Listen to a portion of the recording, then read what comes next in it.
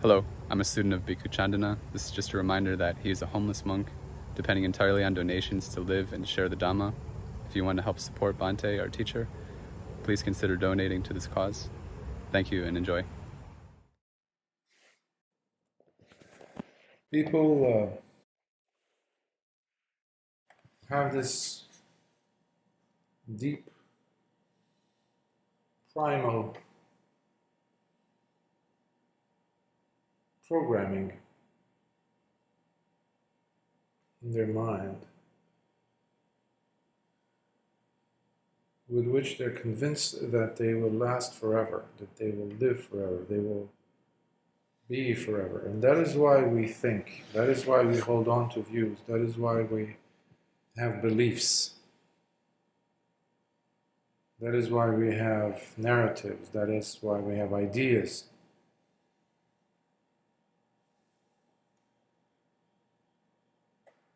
In order for you to be thinking something, and thinking or having a position on something, means that you have concretized a central core pillar to which you tie that belief, that conviction, that idea, that interpretation.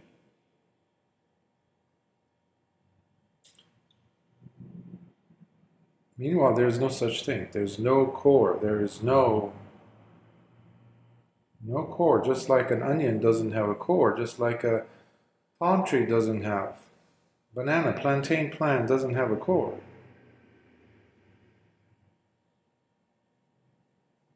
The banana tree, the plantain tree, when you cut it, you peel away, you peel away, you peel away, and you try to get to the center of it, you're going to be disappointed. There's no such thing. But we see a tree, but we see ideas coming out of people's mouths. So when a person is understanding that there is no such thing as living forever, there's no such thing as being forever, as being, as a pillar, as something to rely upon. It's very similar to having furniture in your house. All kinds of furniture, sofas, tables, coffee tables, chairs, carpeting, all the stuff that goes, refrigerator, oven, your shoes. Where do these things land? Where are they located? Where are they resting? Resting upon what?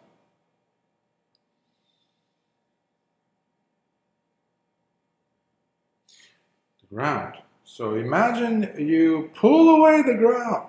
Somehow, magically, you make it disappear. What happens to those pieces of furniture?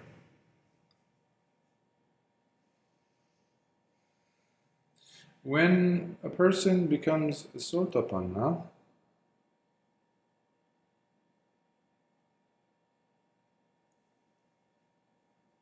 seeing with the Dhamma eye, Dhamma chakku,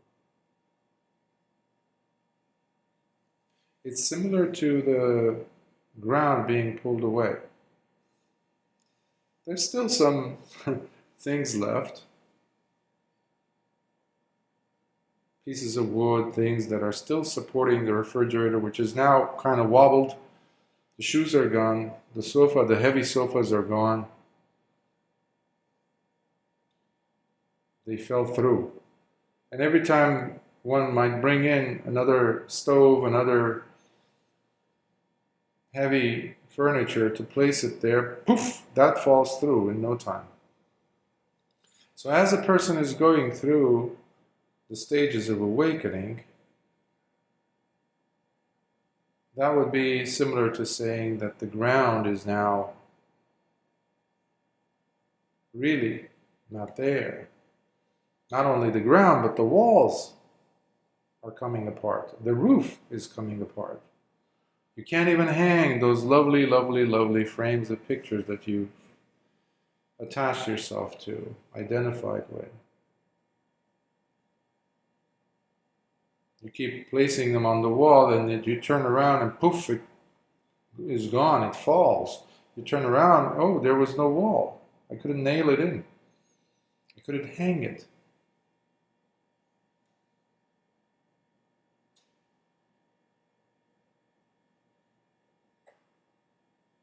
So, this is another way of understanding the role of anatta. The non-substantiality, in other words, the non-coreness.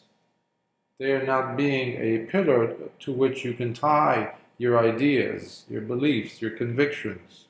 Even your ideas about the Dhamma have to come apart. And that's why all those individuals who say that while being attached to their ideas, who say Dhamma is like this, Dhamma is not like this, and we have plenty of evidence of this also in the suttas, by the way. It's supported by Lord Buddha's statements on this. All those who attach themselves to these interpretations of the Dhamma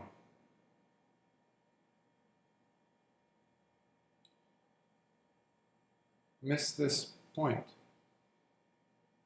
which reveals a lot, which means their walls, their ground of the house, the roof, the ceiling is very much intact. That's why they're able to hold on to their ideas, because these huge, huge paintings of ideas are still hanging on those big, wide walls of theirs. There's plenty of refrigerators, huge, huge sofas, big shoes.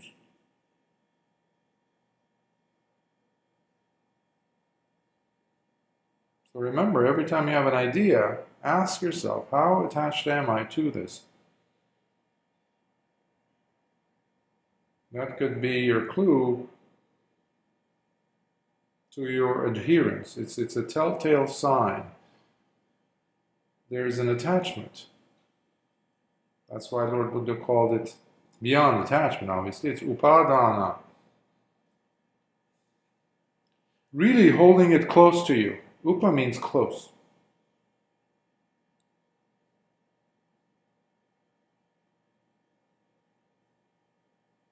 You might think of dana as the generosity, but this one is upadana.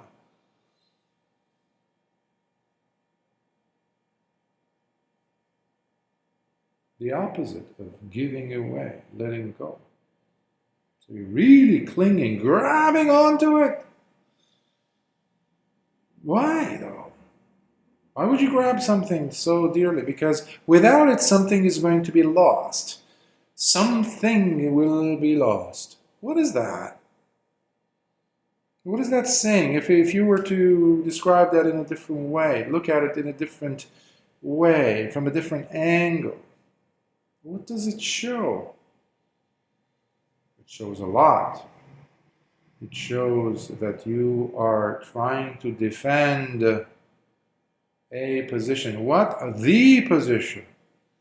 The core. The atta within you. The self. My ideas. Whose? Mine. It's like those layers of plantain, of the tree. The banana tree.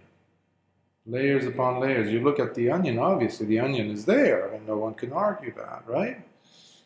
But then you say, okay, once I peel this outer layer of the onion, then I'm going to get to the essence of the onion. Good luck. One layer, second layer, third, fourth, fifth,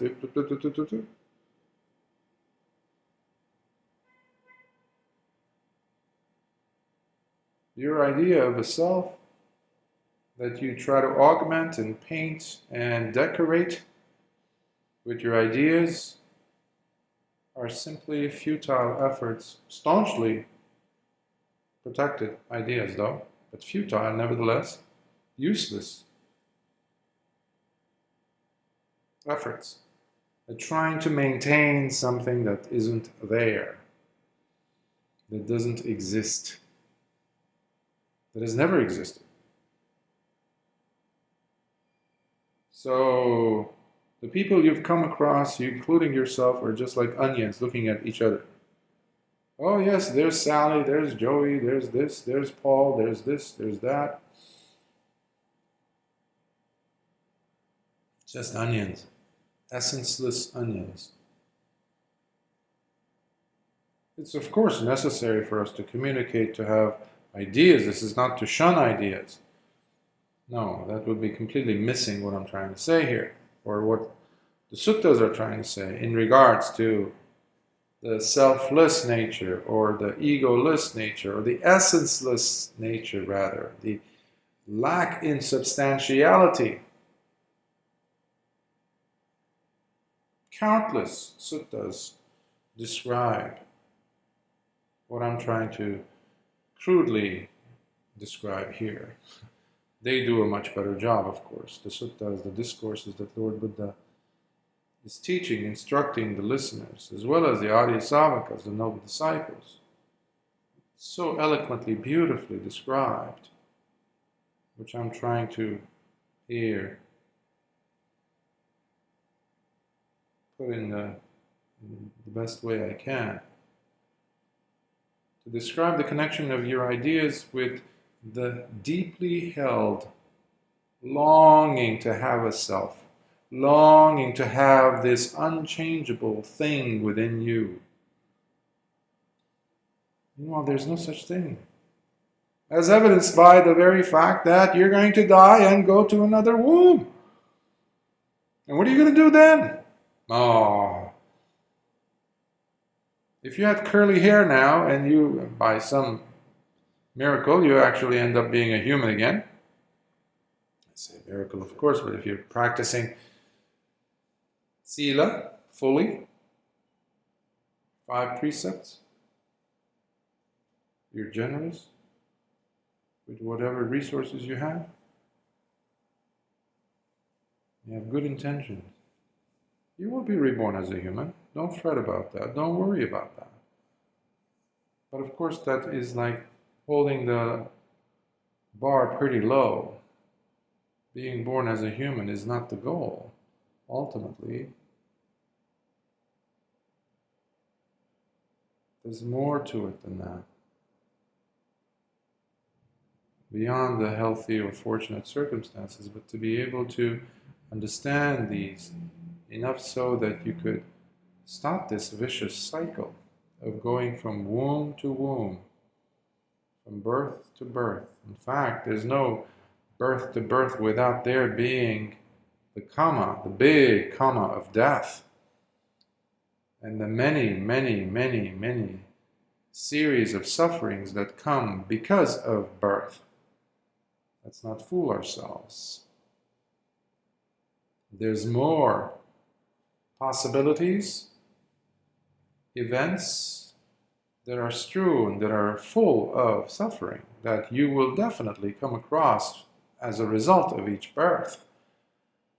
That's why that we, desiring a human birth is so low on the scale of things that you can accomplish throughout this one particular life that you're living. So the goal is to break the cycle completely. And to do that, you really have to look at the nature of existence, which Lord Buddha beautifully described in 3 characteristics. He said, anicca, dukkha, anatta. Anicca means the opposite of what you're trying to do, meaning the fact which you're fighting against. Remember that core, that pole, that pillar that you're trying to attach, which doesn't exist, by the way, which you're trying to attach things to?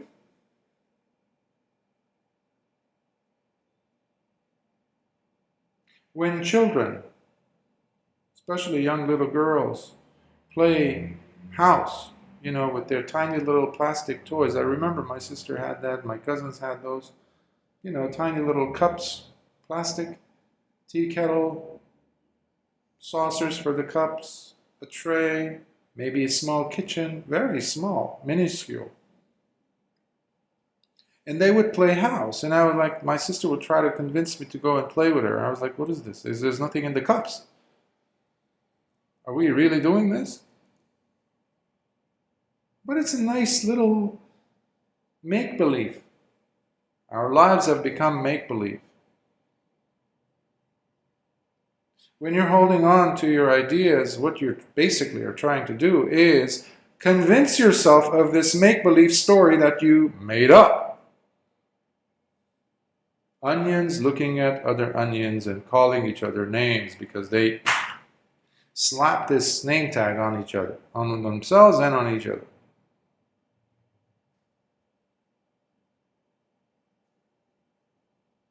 But we like identity. We like to identify. It gives us purpose in life, right? Yeah. Purpose in life is another thing that most people, when they use it,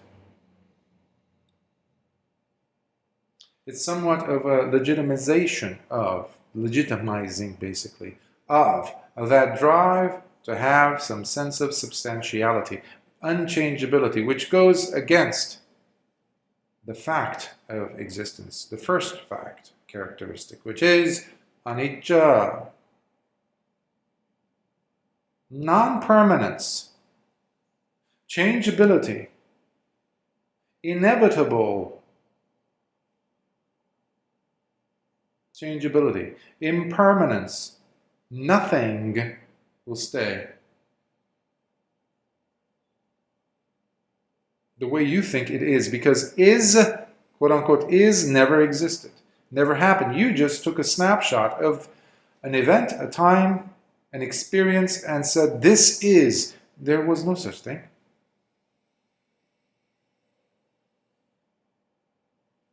No such thing exists. There's no such situation where it can be stopped, because that's what it is. When you say it is, you stopped it. Well, not in real life, but in your head. It's an idea, a concept, which now you have to attach to other ideas. It's like those tiny little bricks that people use to build a wall. And the illusion is the actual pasting agent, the gluing agent, the mortar, the cement they put between these ideas, which I'm using the image of bricks. Remember the wall? The walls, the ground that comes apart as a person attains? That's another way of understanding panya, wisdom. So the more you're attached to ideas, interpretations, beliefs, oh boy, you're adding more of the second characteristic in your life, which is dukkha, suffering, dissatisfaction, unsatisfactoriness, that painful, piercing arrow, dagger into your heart of discontent constantly. And what do we do to ameliorate the situation, to make us, try to heal, but we're never healed? Because we're bleeding with newer desires, newer cravings, jumping like a monkey, as Lord Buddha says, from one tree branch to another, to make us forget the pain of the previous dagger that went straight into the heart.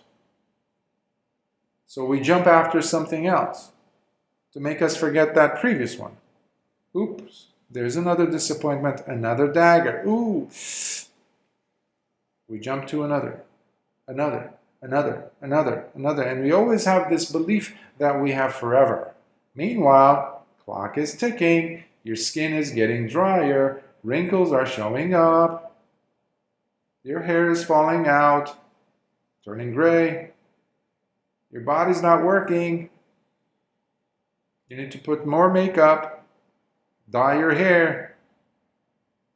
While you're doing what? You're still holding on to dear life. To what? To your ideas. Now they have become more calcified, by the way. They've become convictions and beliefs. You start saying, this is who I am. Okay. Which is you rubbing yourself, holding tightly to this non-existent pole, pillar, center that you are desperately trying to imaginatively create and maintain somehow. Like that little girl trying to play house or with the cups, and they cheer those cups and they start sitting and talking like adults, pretending that they are drinking tea or something. It's like when you see a dream and in the dream you find gold and you're reaching, you're trying to grab the gold. Yeah, and you open your eyes. Yeah, you. At least it has a little bit more, I wouldn't say validity, but at least instead of the gold, you're grabbing hold of the bed sheets, the pillow. Something is there, not gold. That has more validity than the center that you're trying to maintain, which doesn't exist. The center that's called me, myself. This is who I am. Asmimana. Conceit. I am. So when I see ideas, I see conceit. When I see ideas, I see ignorance. When I say ideas, that brings with it the desire to maintain them, the holding on to, the upadana. And by the way, in case you're wondering about the third characteristic that Lord Buddha talked about, that's exactly what I'm talking about all throughout this. Anatta, the non-substantiality. He saw this, and by seeing these, he saw our contribution to extend our suffering, which was, by the way, the first noble truth that he realized. He saw clearly this time. And he saw also the origin of suffering, the cause of why we suffer, because he understood those three characteristics, because of which we perpetuate our suffering and our pain, because of our longing, which is the second noble truth, the craving that's based on ignorance, which causes us to repeat the cycle, because we are in the perpetually going, non-stop hamster wheel of suffering due to our ignorance. But then the wonderful thing was that he saw the third noble truth, which was and is that there's an end. You can come off the hamster wheel. Nobody's got a gun next to the hamster saying, run, run, run. No. It's your desire. It's your lack of understanding, therefore your ignorance. The moment you see, you can just get off of it. You get off of the treadmill. And the moment you do, you're like, so you mean to say I don't have to suffer? Yeah. It's like somebody who was holding on to a 50-pound dumbbell for a few minutes. And then somebody came and said, hey, buddy, relax your fingers, relax your wrist, and let your fingers go. See what happens. Boom! The dumbbell fell. And what was left? Your hand relaxed, your body relaxed, and there was this, that's called Nirodha. That's called being free, the ending of suffering. That's the third noble truth.